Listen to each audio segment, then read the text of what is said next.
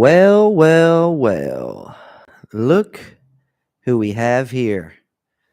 It's me. It's Logan. We're going solo today. Um, it's just me. Nobody else here. It's been a busy last couple of days at MoveWell. We have a lot of exciting things happening, but also um, it's just busy. So I'm grateful for it all. I'm excited for what's to come from all the busyness.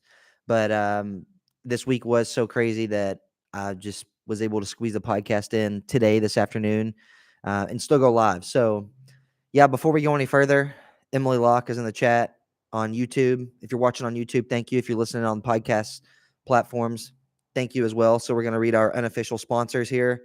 We've got Celsius here. This is the non-carbonated peach mango flavor. So thank you to Celsius for our unofficial sponsor. Unofficial sponsors just means they don't pay us any money. We just take the products because we like them. So I have a nice swig of my 200 milligrams. I think it's 200 milligrams of Celsius right here. Yeah, 200 milligrams of caffeine, but it's non-carbonated, so it doesn't feel as like dirty. You know, when you drink most energy drinks, and they just feel like kind of like they make you feel like bloated and your stomach kind of hurts sometimes. Well, Sergio introduced me to Sergio's one of our Move Well coaches introduced me to the non-carbonated uh, Celsius, so I'm excited for that. But yeah, today is a solo episode.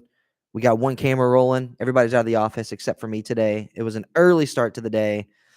Kevin, our executive director here at MoveWell, has been doing a lot more speaking engagements. So I traveled with him up to Louisville, Kentucky today. He did a speaking engagement and took some photos and some videos of that. And now we're back in Bowling Green and pumping out this podcast. But as you can see by the title of today's podcast, it is How I Ran 100 Miles. So I'm going to talk about my journey with running, how I got there, what it looked like, and then I'll talk about my actual race day experience whenever I ran 100 miles, and also the races before that. But before I talk about my journey, we have two people that are on the MoveWell team that are running races tomorrow, which will be Saturday, April 13th. So if you're watching live, it's tomorrow. If you're listening to this whenever it goes live on podcast platforms, they've already ran it. So congratulations. So first up, Amanda Wynn, Kevin's wife, Amanda, is running her first, I believe it's her first race ever. She's running the Fall Creek Falls half marathon trail race tomorrow in Tennessee. And then Sergio is running the Rim Runner Marathon trail race also in Tennessee tomorrow. So good luck to them. Really excited for them. It's always fun to race, and especially for Amanda to be her first race. So I'm excited for them. But I'm going to talk about my journey with running and how I got to running 100 miles. So I was a college cheerleader. I was a cheerleader at Western Kentucky University for 4 years. And after I graduated college, I kind of lacked any direction from like an athletics standpoint for myself, like athletic goals and things like that. I was on a team for 4 years where we had coaching and we had direction at all times. And so to lose all that, it was obviously really challenging and just different. So I graduated college in May of 2018 and immediately started getting my master's degree and then got my first full-time job. So it was kind of like some weird buffer time. But slowly got introduced to running from my mother-in-law, and she encouraged me to sign up for the Bowling Green Half Marathon, which was November of 2019. So I signed up for that that half marathon, ran it. It was like, I need to pull it up and look. It's like an hour and it was under 2 hours. It was like an hour and 58 minutes, maybe. It was just under 2 hours. So I ran that in about an hour and 58 minutes. And at the end of it, like I felt great. I felt like I could have kept going. Like obviously I was a little bit sore. My body was a little bit taxed for the next day or so because it's the first time I'd ever ran, probably over like 6 miles, 7 miles. And but at the end of that race, I still felt like I had more in the tank. So the next day, I signed up for the marathon for the next year. So the Bowling Green Marathon for 2020, I signed up for that race the day after I finished my half marathon.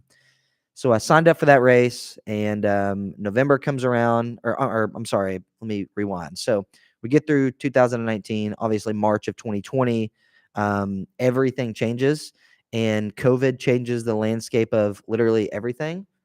Making sure my sound is good on YouTube here. Hold on. So, change the landscape of literally everything, and so all of these races are getting canceled and going virtual. And at that point, pretty much as soon as they announced that the race was going to be virtual, I was still like, nope, I'm committed to running my first marathon. And at that, I wanted to run my first marathon in under 3 hours. I wanted to go sub 3 hours. And to give some context, at this point, I really had no knowledge of running. I just was using the free Hal Higdon training plans to train for my race.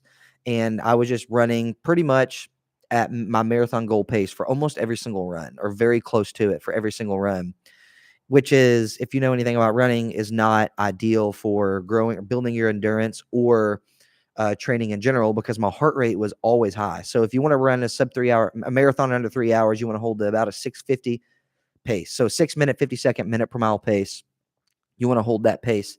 And I was running most of my runs on average like 7 minutes, and which was just way too fast for me. But at the time, I had no clue. I didn't really have a fueling strategy. I didn't really know anything about running. I was just using this free training plan, which I think is great for beginner. Like if you're going to run your first couple of races, or you just want to run for fun, like Hal Higdon has great free training plans. So I highly recommend those. So that's what I was using. And again, I was just running all my workouts or runs at like way too fast of a pace.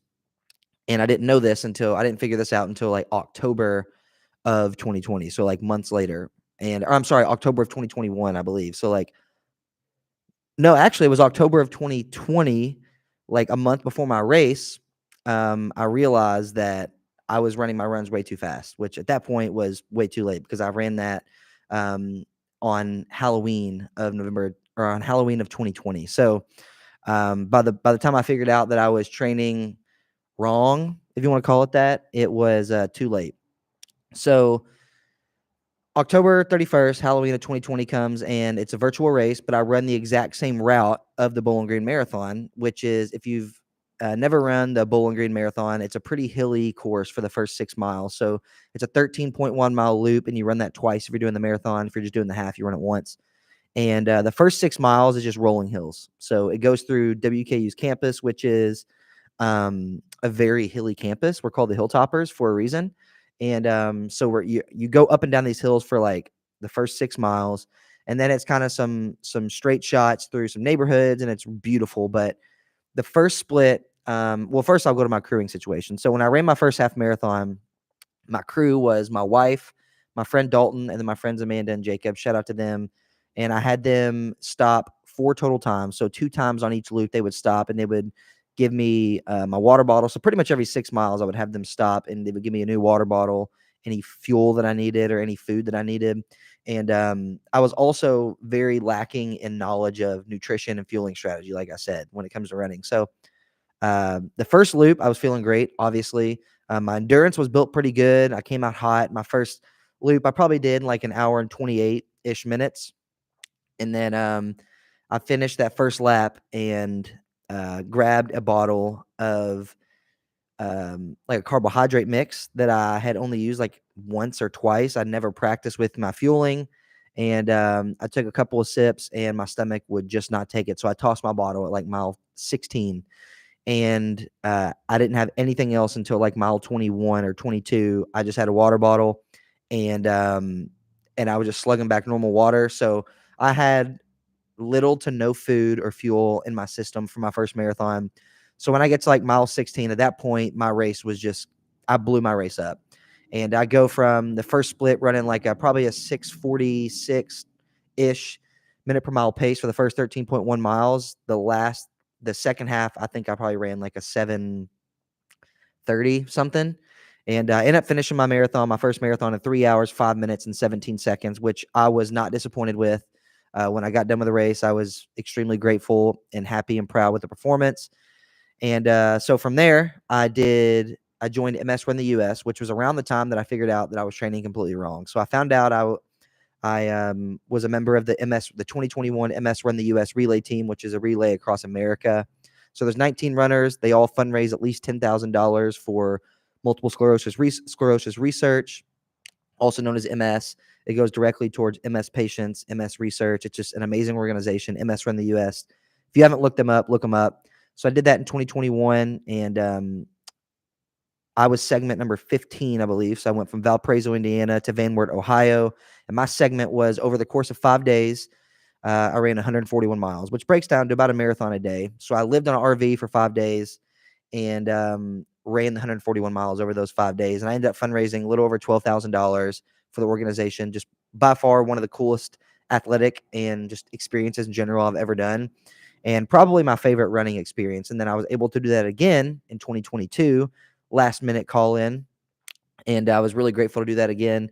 So around the time I found out I was training badly was, like I said, right before my first marathon. When you're on MS Run the US, you get a coach. Um, a coach is assigned to the relay runner. So basically, somebody to create your training plan, check in with you, give you any tips, advice on fueling strategy, on training, and all that stuff. And so Caitlin Yonke was our coach, and she still is the coach for MS Run the US, and she's amazing. I've used her on all my ultras I've ever ran as my coach. And Caitlin had texted me like right before my marathon actually, and was like, "Hey, are you like training for another race after this?" And I told her no. She was like, "Well, you seem like you're running really hard on all your runs. Like your heart rate's high, your pace is really fast. So I just wanted to check in." And at that point is when she kind of told me about the 80-20 rule essentially, and heart rate training, and how really around 80% of your runs throughout the week should be at an easy pace, or in like a zone 2 heart rate. So there is an ideal place for your heart rate to be when you're doing an easy run. And the strategy that I use is called MAF 180. It's 180 minus your age, and your heart rate does not want to go above that if you're doing an easy run. So for me, I believe it's 153, but I typically try to keep my heart rate at around 150 or below on my easy runs. And then obviously you want to do some speed training at least once or twice a week. And at that point, you can do different intervals and speed workouts, and your heart rate can get more elevated, right? So around that time was when I learned that.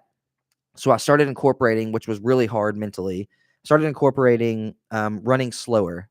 And you hear the term like run slow to get faster. And I do believe that, but I really believe run slower to build your endurance, because if you can run at a lower heart rate, over time, you're going to be able to run faster at that heart rate, but also it's just going to get easier and easier and easier because your body is getting more oxygen. And so once I figured that out, it's like something clicked, and I could tell a massive difference about a month and a half into practicing that method of training. And so at that point, I started feeling more confident in my running. I ran my relay in 2021. And then after I finished that, pretty much within a week, I signed up for my first official ultra marathon race, which was a 50-mile trail race in Swanee, Tennessee. The Rim Runner 50 miler. So Sergio is actually running the Rim Runner marathon this weekend, tomorrow, Saturday, April 13th. And I ran the 50 miler. I signed up for the 50 milers, my first ultra marathon, which was April of 2022. Yeah, April 2022. I ran the relay in July of 2021.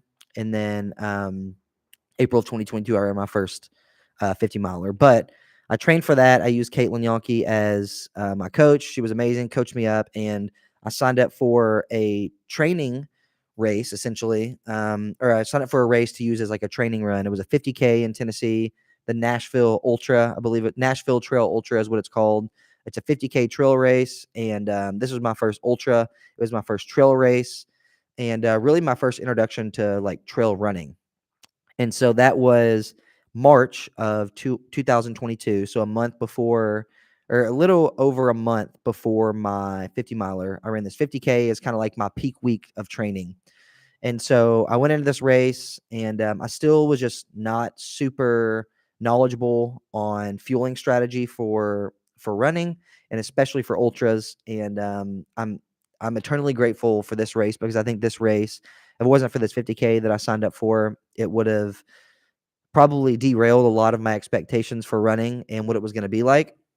And this race did that, but it was a learning experience. So I ran this 50K, and I came out hot, and there was a ton of climbing in this race. I think over the 31 miles, there was probably, I don't know, 4 to 5,000 feet of elevation, give or take, and which is pretty significant, especially if you don't train on hills or train on a lot of trails or elevation. So I ran that race, and everything's going pretty good. And I get to around mile 14. I remember coming through, and one of the aid station workers was like, "Hey, you're in third place."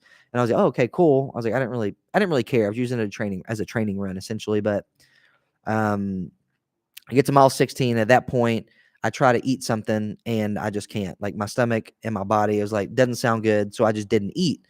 And then when I wasn't eating, I also wasn't drinking. So I had no fuel from mile 16 to mile 31 almost. It was or like mile 18 to like mile 31. I had pretty much nothing at all.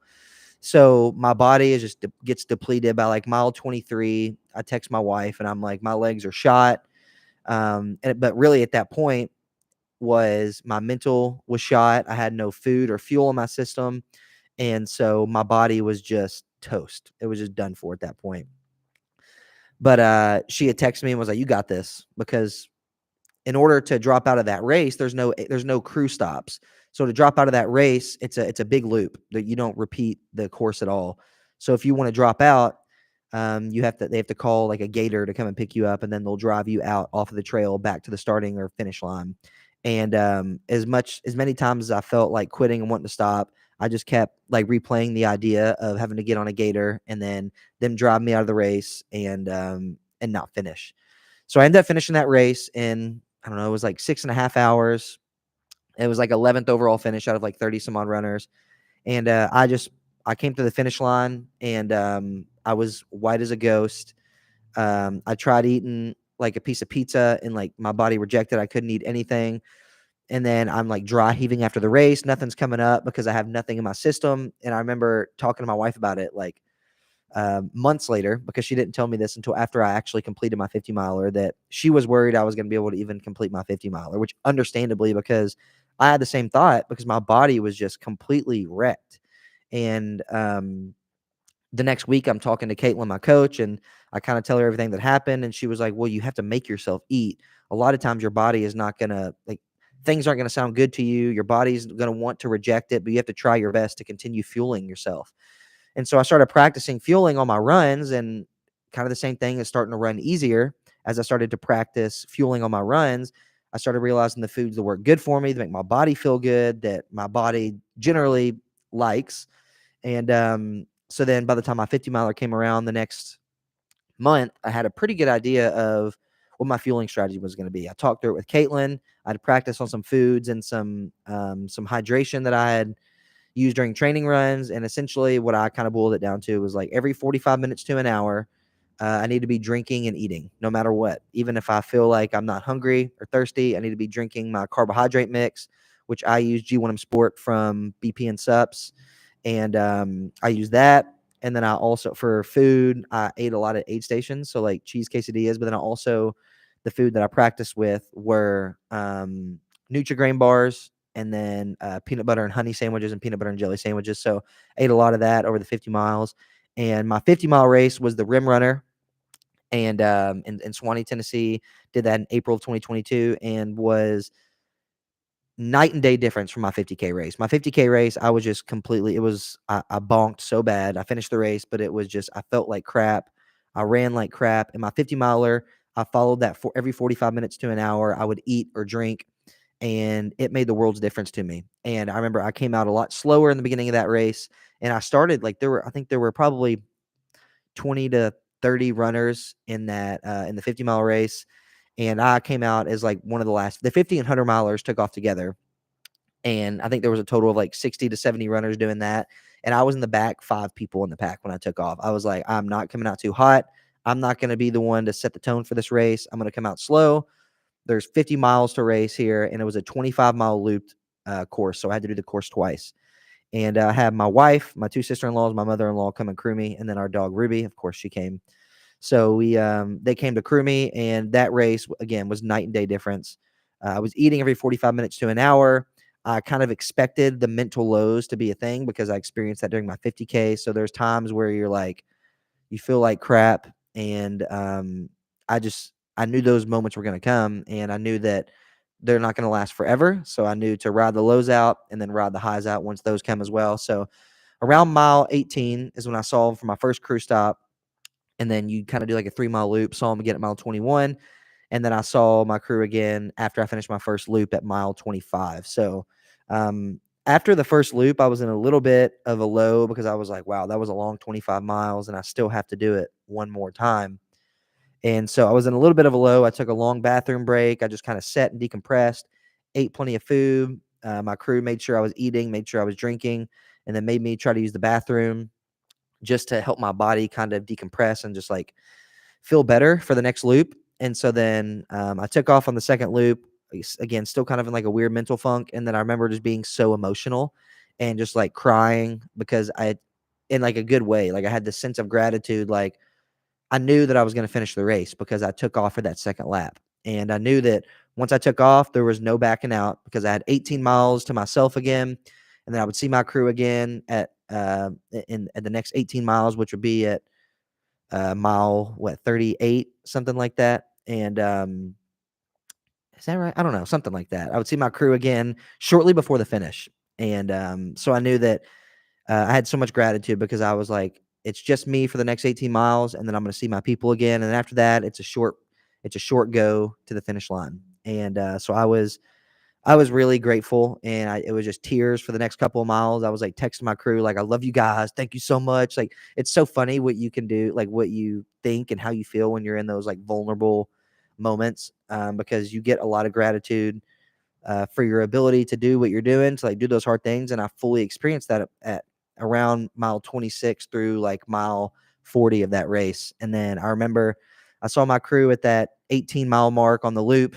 And then I just cooked. So it was like I get to like that mile 18 mark, and then it's a 3-mile loop. I see him again at mile 21 of the loop, and then after I see him at 21, I see him at the finish line. So I get to 18. It was super quick. I took some food, and I just like took off. I cooked that 3-mile loop to get back to mile 21. And as I'm coming in, my wife's standing there, and I just take my vest off, drop it, and I was like, I'll see you at the finish. And I just cooked it to the finish line. And at that moment, I was like, I did something right during this race. So I took what I learned from my first marathon of I trained way too hard for the majority of my training runs, and it did not allow my aerobic capacity to get any better, and it also did not allow my anaerobic system to get any better because all my runs I was pretty much in an anaerobic state, aka too much of an elevated heart rate. So I implemented that, and then I implemented a better fueling strategy and practicing the foods that I was going to eat and drinking the liquids that I was going to drink during my race, incorporated all that, and all that came to light during my 50-mile race, and it made the world's difference for me. And so I'm like eternally grateful that I had that 50-mile race because it was a huge confidence boost for me. And then I think and I ended up finishing that in 10 hours and 19 minutes. And I think it was like sixth overall. I think I was fifth place male and then sixth overall. And so that race was just a huge confidence boost for me. And after that, my next race was a last man standing backyard ultra. And I did that in November of 2022. So I ran my 50 miler in April of 2022 and then signed up for the last man standing and did that in November of 2022, I believe, or October of 2022. It was October of 2022. And so essentially what a backyard ultra is, if you don't know, and they're all kind of different formats, but like the standard backyard ultra and the type that I ran it's a 4.1 or 4.2 mile loop. And all the runners, say the race starts at 7 a.m. Every hour on the hour, all the runners line up, and you have 1 hour to complete that 4.2 mile loop. And so essentially it was 8 a.m. start time, actually. Started at 8 a.m. and until 9 a.m. you had to finish that first loop. And then, so if you finish the loop in 45 minutes, you have 15 minutes to rest, and then you line back up and start the next loop. If you finish the loop in 59 minutes, you have 1 minute to rest. Then you have to line back up and start the loop. So everybody starts each loop at the same time together at the top of each hour. And if you don't finish that loop within an hour, you're out. Or if you decide to not line back up, you're out. So you essentially do this race until there is one person standing, hence the last man standing. And so I ran this in October of 2022, and it was just an incredible race. It was on a trail. It was in the Elizabethtown, Kentucky area, and it was on a farm that somebody owned, and the race director was able to use that person's farm to create a 4.2 mile loop. And it started at 8 a.m. and I believe I finished around 5 a.m. and I ended up winning that race. I went 92 miles, first place overall. There started with about 40 of us, and then for the last probably 12 or so miles, it was just me and one other guy. It was like a 53-year-old guy named Wesley, absolute beast, and him and I battled it out for about the last 12 miles. And I remember coming in, I finished mile 88, and with about 9 or 10 minutes to spare. So I fueled back up, got some food, got some hydration, and just sat down and rested. And he didn't come in. He didn't finish the loop. He still wasn't finishing. And at about 2 minutes left, he finally came in and finished that loop to put him at mile 88. And I was kind of curious if he was going to make it across the finish line in the first place. Then once he did, I was just getting ready to line back up. I was like, all right, let's do this again. And then he wasn't lining back up. And then he said he's done. He's not lining back up to go. So at that point, we were both at 88 miles. So I had to run the next 4.2 miles in under an hour in order to be considered the last man standing and be the winner of the race. So from mile 88 to mile 92, it was solo. It was just me. And it was pretty sketchy. I was actually talking about this to my wife, I think last night, about my experience from that mile 88 to mile 92. It was like, 4 a.m. And I'd been running for 20 something hours already. A little bit hallucinating a little bit. And I'm tired as can be. I've been up for over 30 something hours, and it's pitch black out. It's just me out on the trail, and I'm hearing coyotes like laughing at me, and there's insects all over the ground, and it's just an eerie feeling. But that last lap was so special because it was another confidence boost. And that race, I really fought through a lot of mental lows, and they were a lot more significant because when you're in that, in my opinion, in that last man standing race, like, you're going against other people and you don't know where they're at mentally. And so, at mile 88, when I finished that loop, or during mile 88 loop, I had no clue if that was going to be my last loop, if I was going to do another one, or if I was going to go up until sunrise and into the next day. Like, you have no clue. So that's why it's like a perfect type of race to test each individual's character and capabilities. And I was just grateful that, I was really hoping to go 100 miles, and I kept making comments to other runners like, I'm ready for sunrise, to kind of like get in their head, but also like I wanted to hit that 100-mile mark. So if you run the way the race is structured, if you run for 24 hours, that equates to 100 miles. So if we would have made it until 8 a.m., it would have been 100 miles. So I finished the race, I guess, around the 5 a.m. time mark. And in the moment, I was very glad the race was over and that I was the last man standing. But then, as the days went on, I was like, man, I really would have loved to get to that 100-mile mark. So within a week, 2 weeks, I found my next 100-mile race, and it was going to be April of 2023. And it was going to be the Rim Runner 100 miler. So the same course that I did my 50-mile race on, I was going to do that one for my 100-mile race as well. So I finished the last man standing in October of 2022, and then I was going to run my first 100-miler in April of 2023. So just not many months apart. And so I was really excited. And then about 2 weeks before the race, I get an email, and I want to go back a little bit. My training and fueling was the most confident it had ever been for myself leading up to my 100-mile race. Like, during this training block, I was still being coached by Caitlin Yonke, and she had like really helped me, was instilling a lot of confidence in me. And I was just practicing smart and effective training, from workouts and heart rate training and my fueling strategy. And so I felt really good about the race. And then and the plan was to go to Swanee, Tennessee again, run that race. And then my wife was going to crew me, my sister-in-law, my mother-in-law again. And at this point, my wife was pregnant with our daughter. And so she was born in July. So at that point, she still had a little bit of ways to go, but she would still be pretty pregnant.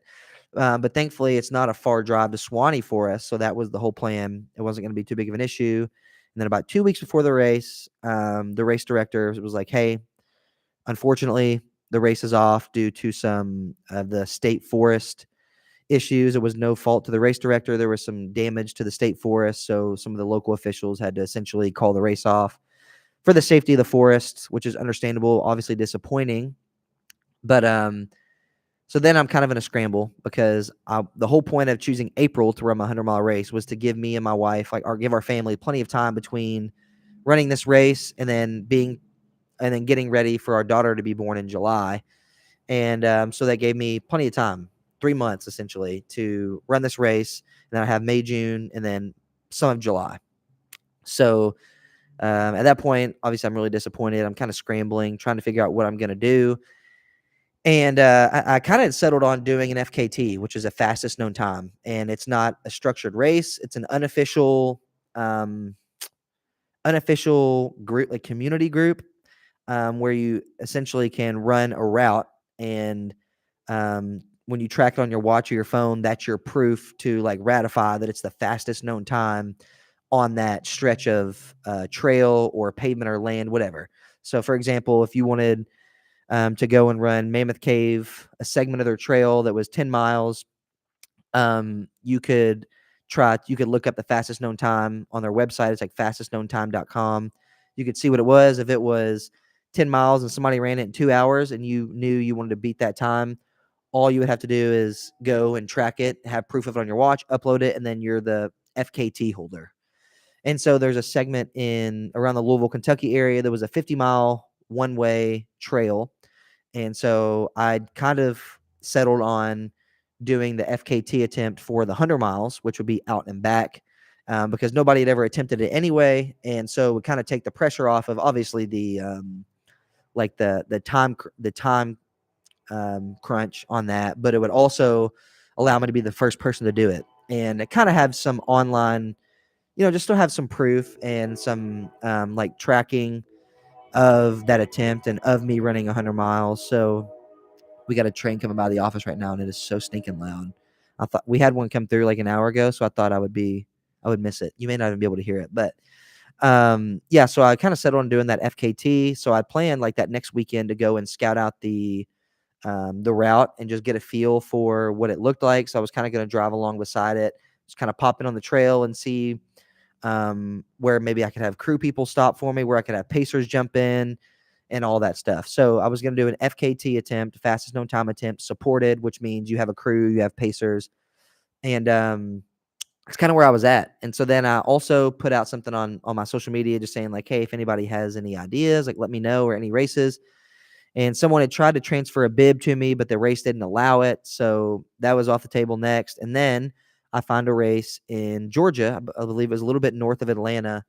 And it was called the Bootlegger 100. And it was the exact same day. It was April 1st of 2023, the same day that my 100-mile race was supposed to be.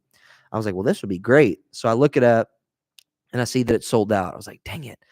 So I emailed the race director and I was like, hey, man, kind of told him my situation. I've been training for this race. 2 weeks ago or a week ago, they canceled it. And I would love to run your race if you would be open to it. Just let me know if you have any spots available, whatever. The guy calls me like the next morning and he was like, hey, I've kind of heard about that. I've had a couple of the people from that race reach out to me as well. So I was like, oh, dang it. They probably not going to be able to take anybody. And he was like, I'll give you entry to the race. But I just won't have any swag for you. So essentially I wouldn't get a race t-shirt or any other swag the runners got. He's like, but I can get you a buckle. Well, I have enough buckles and I'll give you a discounted rate to register. And I was like, yes, don't care about the swag as long as I get my buckle. So traditionally, if you run a 100-mile race, you get a belt buckle when you finish. And I'm mad. My belt buckle is up on the wall right now. I should have grabbed it so I could show you if you're watching the YouTube live stream. But typically when you finish a 100-mile race, you get a buckle. So I was like, yes, I don't care about the swag. I just want an entry to the race and I'll get my buckle. So that's all I cared about. So the race went from being about 2.5 hours away to about 6 hours away, 6.5 hours away. So the crew I had originally planned to come and crew me couldn't make the trip anymore. And I really did not want, and my wife didn't really want, we didn't want her to make the trip that far in a car for that long, on a course we weren't familiar with. So still thankful for these guys. I threw together a brand new crew, essentially. I had Jeff Burton, which at the time was my next door neighbor and is still one of my really good friends. Louis Montoya, one of my really good friends as well. And and the thing about Louis flew in from California and asked for nothing in return. Like just completely dropped what he had planned, took off work, came and flew in and agreed to crew me and pace me for the race, and just like took care of me and the other crew members as well. Then had Harlan Holmes, who is another Bowling Green native. So Jeff, Harlan, and I drove to Nashville where Lewis flew in and picked him up. And then we headed south, continued south to the Atlanta area where the race was, about an hour past Atlanta. And these dudes just like totally stepped in on last minute notice, and they were like, "Let's do it." So I get us a hotel, we stay. The race start time was at 5 a.m. And just because Georgia is typically hotter, even in April, they did a 5 a.m. start time, and it's on Eastern time. I'm on Central time typically, so it was just a huge change for me. So I definitely felt the effects of the time change from Central to Eastern time, and then just being a 5 a.m. start was so early. But the great thing that I loved about the Bootlegger 100, this race, was especially with it being like a last minute decision to run this race. It was a 10-mile looped course. It was a figure eight course. So essentially, it's a 10-mile loop, but you come through the same place every 5 miles. You just go a different direction. So the course was an 8. So you would go out this way, you would run the loop, come back, you'd see the aid station, then you go back out this way, come back to the next 5 miles, you see the aid station again, and that was considered one loop. So you did that 10 times. So the great thing about this is because we had little strategy time for myself and my crew, I knew I would see them every 10 miles at the minimum. And so we were able to kind of shape it to where I could see them every 5 miles if I really needed. And so we started at 5 a.m. I just remember being so emotional for this race because I knew it took a lot to get there, but also I've talked about this before. I was so emotional, and I just remember like taking a minute and just being silent to myself and just like allow myself to cry because I knew that once I started, I was not done until I finished the race, until I finished 100 miles. And it was this pressure that is really hard to experience unless, or from my opinion, I haven't experienced besides during that 100-mile race, was like you have this heavy pressure on your shoulder and on your head, and it's like physical.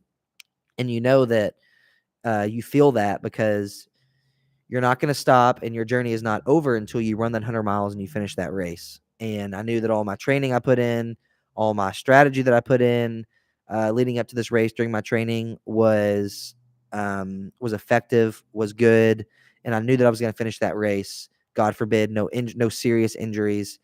And so 5 a.m. the race started. They rung the cowbells. We took off, and I paid attention to no placements where I was in the race. I just paid attention to my fueling strategy, leaning on my crew to obviously things like sunscreen and anti-chafing and changing clothes as needed, and they're making sure I'm eating and drinking. So really leaning on them. And the first like 10, 12 miles or so, it was kind of chilly and the sun was down. So I try to take advantage of, making good time on those first couple of loops. So about by the time we finished the first 10 miles, the sun was pretty much coming up, or it was up.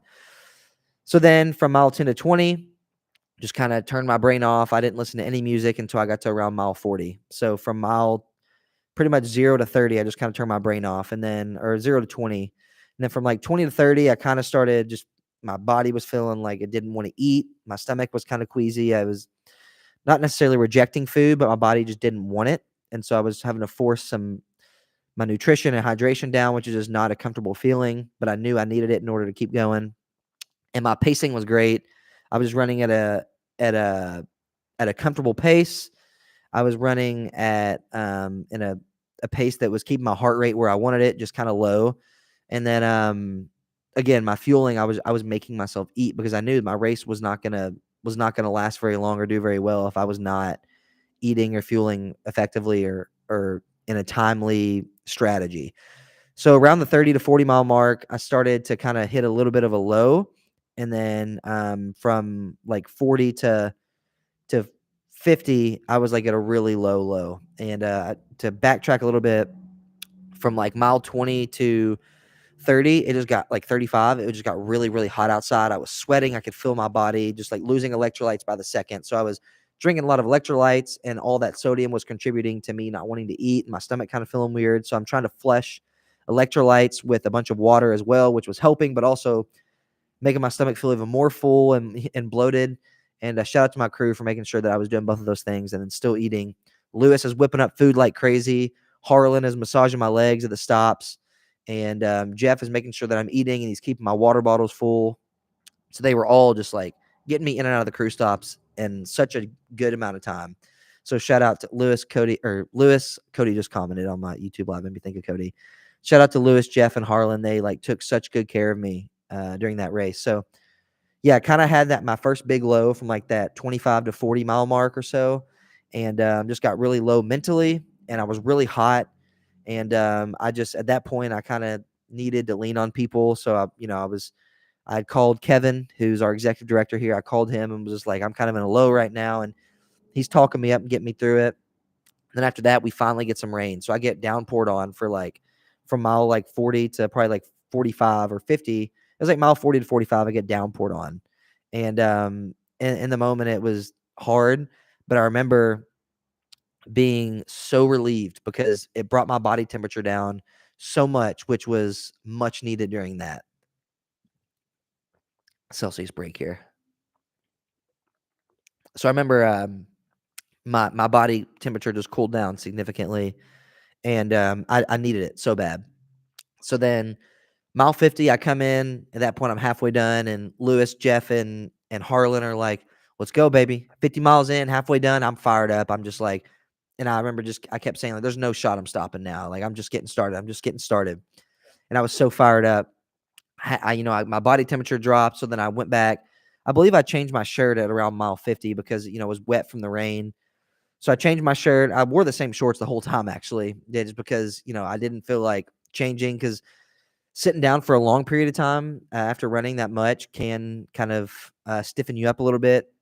So I changed my shirt and then went mile 50 to 60. And then at mile 60, I picked up Lewis, my first pacer.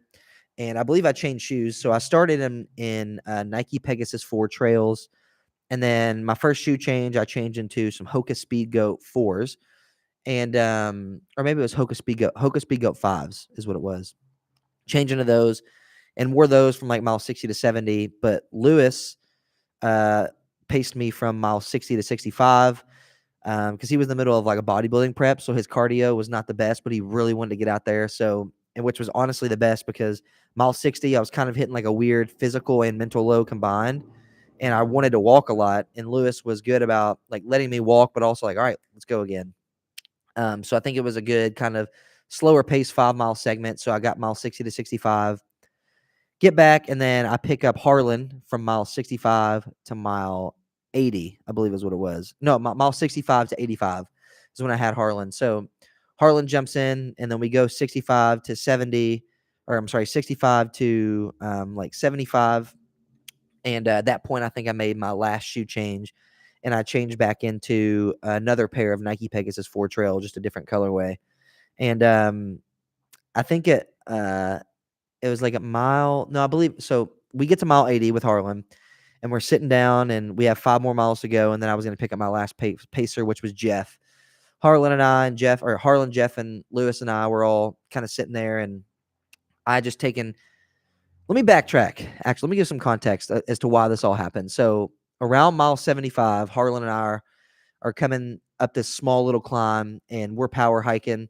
And then you get to the top of it, you kind of go downhill, and it's like a small little dip downhill, and then it's a small little uphill again. So we start trotting down the downhill, and as we're coming up, I see somebody hiking with poles, and he has his pacer with him. And he says, are you coming up on mile 80? And I said, yeah. And as I passed him, he said, congratulations, you're in first place. And he said, I'm going to do everything I can to make you earn it. And we still laugh about this moment because it was like the moment that my mind just like turned into a different mode during the race. And that stuck with me for the remainder of the race. So I get to mile 80, and from like 75 to 80, I just kind of turned it up a little bit. And Harlan was like, all right, let's create some distance, but let's also keep it smart so that you can last for the next 20 miles when we get to mile 80. So we get to mile 80, and I'm like, okay, I need to fuel. I need to make sure I have plenty of fuel. That way I can finish strong and keep moving strong. So I get a scoop of peanut butter. I eat that. I get a bowl of like potato soup, drink all the broth, eat the potatoes. I'm sipping on a little bit of In Focus, which is it's like a low stem caffeine that BPN makes. I'm just like sipping on it throughout the race, and I'm sipping on that. And then I start eating a banana, and then I'm sitting there, and my stomach just starts kind of rumbling. And I was like, oh, I need a second, guys. And I'm kind of sitting there, and I'm like taking deep breaths, like, like deep breaths. And they're like, you feel like you're going to get sick? And then I open my eyes and projectile vomit all over like the ground in front of us, like everything that was in my system.